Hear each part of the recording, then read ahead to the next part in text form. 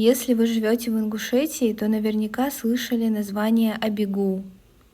Но мало кто знает, что это не просто местность, а одно из самых значимых исторических мест республики.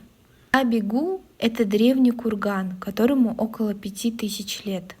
Археологи относят его к эпохе бронзы и датируют третьим тысячелетием до нашей эры.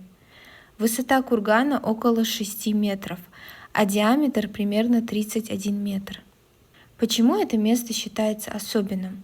Начиная примерно с XVIII века, когда ингуши начали активно переселяться на равнину, Абигу стал местом народных собраний.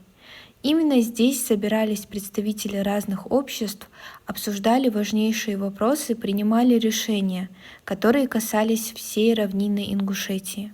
Еще один очень важный момент. В июне 1992 года именно возле Абигу людям объявили о принятии закона об образовании Республики Ингушетия.